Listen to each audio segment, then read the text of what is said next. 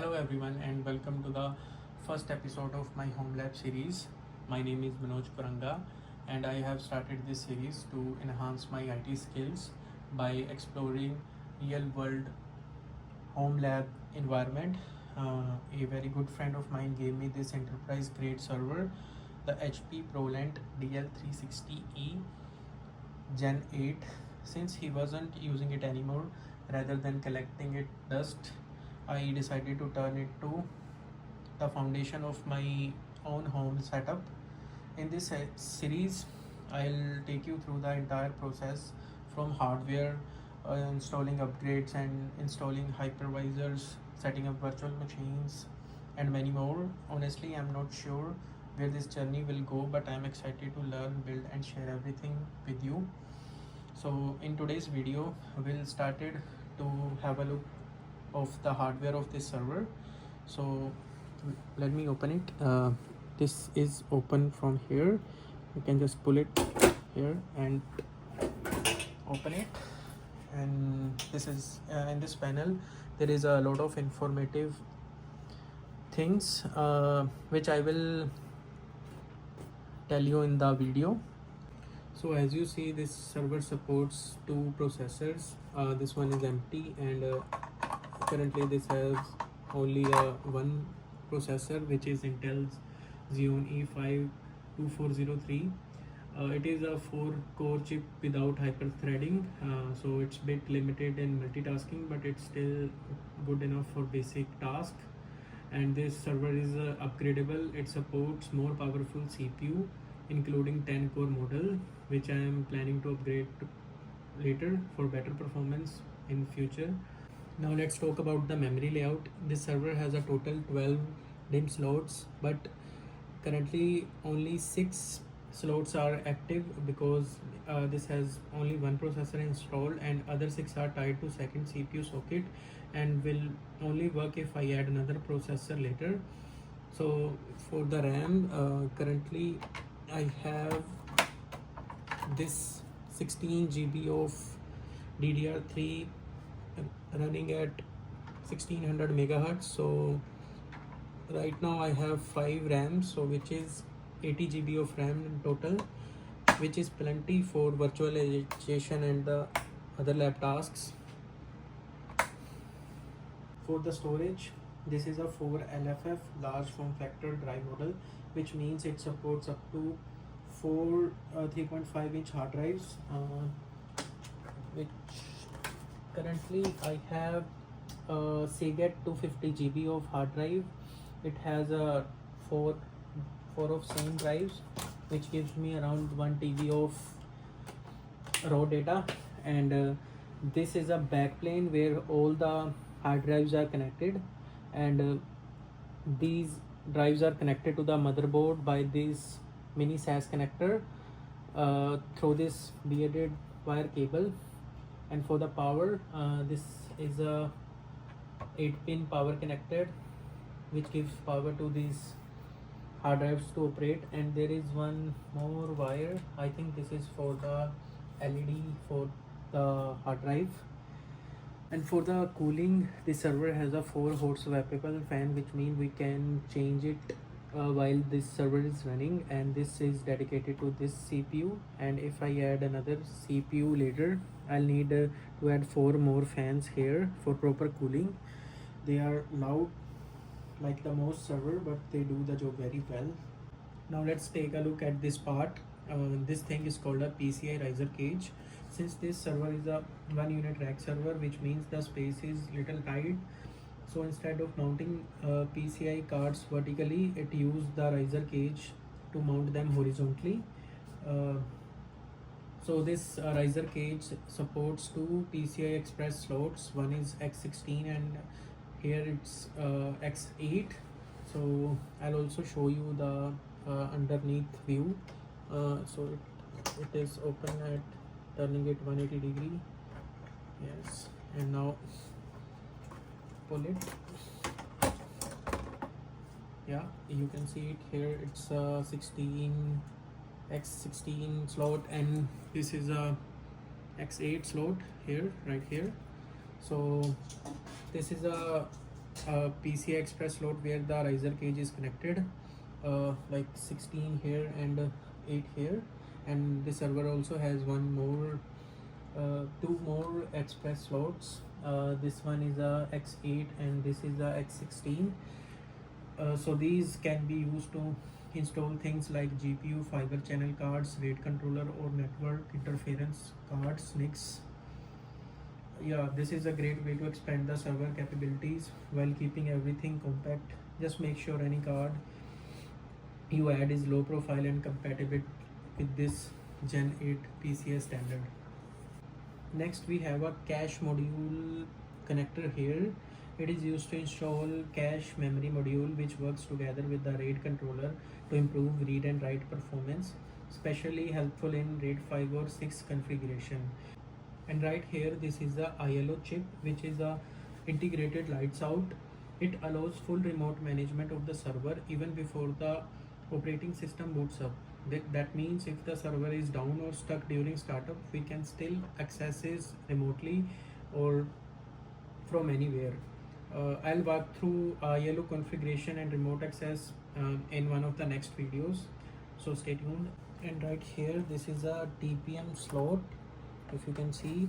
So this stands for trusted platform module. It is used to install a hardware security chip that enables secure boot, BitLocker encryption, and cryptographic key storage, all at the hardware level. And here we have a standard SATA connector. It allows you to plug in storage devices like SSD or hard drive directly to the motherboard if you don't want to connect to that backplane. Yeah, this is great for adding extra disk for backup or test. And here if you see these two are the front panel connector. It connects the motherboard to the front side of the server through that black cable right here, if you can see. All the front functions like power button, UID button, status LED, and USB port communicate with the system board through this connection. If the cable is disconnected, those front panel feature won't work properly. And this is a 8-pin power connector which supply extra power for GPUs or high performance PCI Express cards. In most rack server like this one, motherboard itself cannot supply enough power through PCI Express slot alone. So this connector provides extra power when you install a GPU or another power hungry expansion card. And these are the fan connectors which give power to these hot pluggable fans. You can see it is easily plug or unplug like that. And right here we have got the internal USB connector which is used to connect a USB device like a hardware security dongle or bootable USB drive inside the server. The main reason it is placed internally is for security reason. It keeps the device safe from physical tampering, which is specially used in data center environment. And right here I already show you this is a power connector for the storage devices, and we have one more power connector right here. And now come to this area. This is a power supply area. This server supports two power supply for redundancy, which is labeled as PS1 and PS2. Currently I only have one power supply unit which is also a hot plug. It is efficient and can be swapped without shutting the server down. I'll show you. You can easily unplug by push this down and pull this. You can see it is a 460 watt of power supply. And if I ever want full redundancy, I'll install the second power supply unit right here. Yes. And now this is a SD card slot often used to boot lightweight operating systems like VMware ESXi. This frees up the main storage device for actual workloads. It can also be used for logging, backup, or other special configurations. And if you see this little connector right here, it is called a NMI header, which stands for non-maskable interrupt. It is mainly used for advanced troubleshooting or debugging by system engineers. If the system freezes or crashes and you want to trigger a dump of what's in the memory, this header can help to do that. Again, it is not something we usually use in a home lab, but it is useful for hardware level diagnosis in enterprise environment. And right here, if you see this little chip, this is called a system maintenance switch, which is used for basic troubleshooting and system recovery. For example, you can like change the settings of BIOS and ILO configuration by simply flip this switch up and down, on and off. And yeah, I think I already covered all of the components inside the server, and now I'll show you the front and this back panel of the server. So this is the front panel of the server, and let's take a closer look at everything available here. So this slot right here is for optional optical drive like CD or DVDs. It is not installed on this unit, but the space is reserved for it. In many servers, especially the older ones, the optical drives were used to install operating system or run bootable tools from the disk, but now the USB drives take place of it. And here it is a server's pull tab. You can slide it out like this. It shows the serial number and product number of the server, which is super helpful for support or warranty lookups. And if you flip it around, you will also find the default ILO credential, including the ILO IP address, username and password. So if you're trying to access ILO for the first time, this is where you can find everything you need. And here this is a front VGA connector, which make it easy to plug in a monitor when the server is mounted on a rack. So you don't need to reach around to the back of the server. This is super handy during setup or troubleshooting. And there we have two USB 2.0 ports right on the front, which is also great for connecting keyboard, mouse or USB boot drive during setup or maintenance. Again, these are especially useful if your server is a rack mounted and space is very tight. And right here, this is a UID button, which is short for unit identification. If you press it, it lights up a blue LED here on the front and also on the back of the server, which make it easy to locate the exact unit if you are working on a rack which is full of servers. So if you press it again, the light will turn off. And this is the power button. When you press this button, it powers on the server or puts it into standby mode. And here, this is a health LED indicator. This LED shows the overall system health of the server. So solid green means everything is working fine. Flashing amber means the server is running but there is a minor issue or degradation. And if there is a flashing red, it indicates a critical system error, something needs immediate attention. And if there is no light, it means the system is power off. And just below to the health LED, here is a NIC status LED. These lights tell us about the network connection.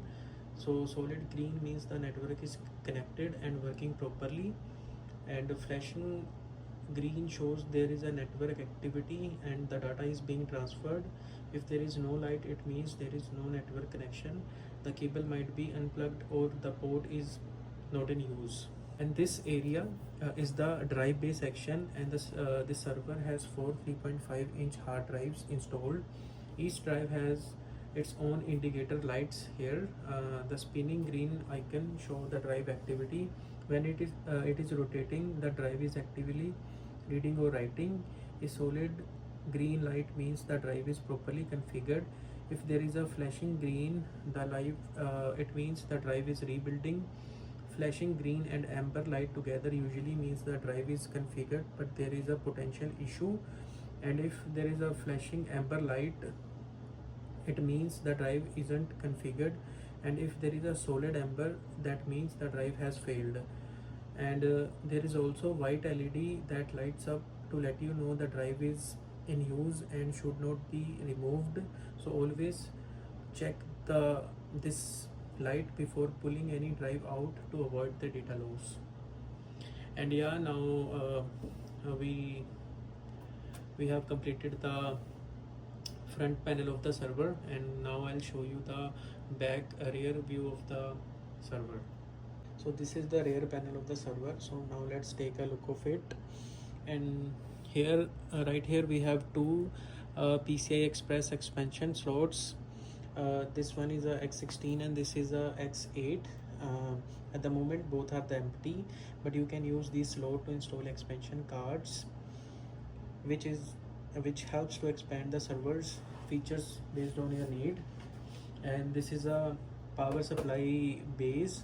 This section used to give power supply to the server.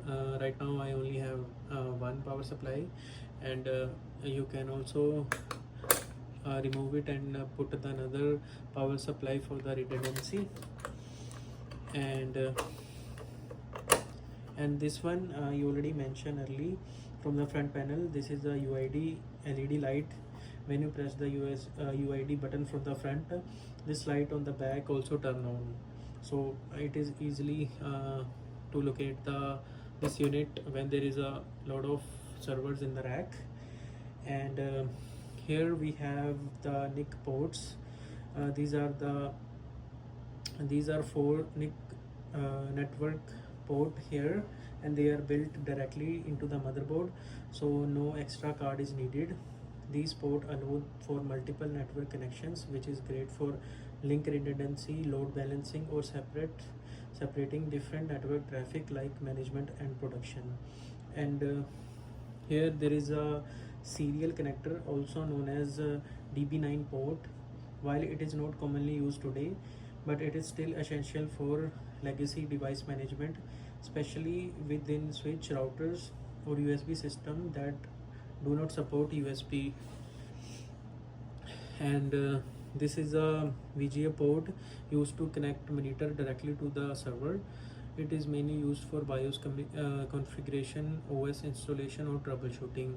And right here we have 4 USB ports.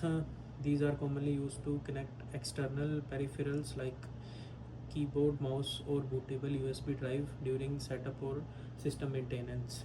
And finally, this is a ILO 4 port, one of the most powerful feature of the server.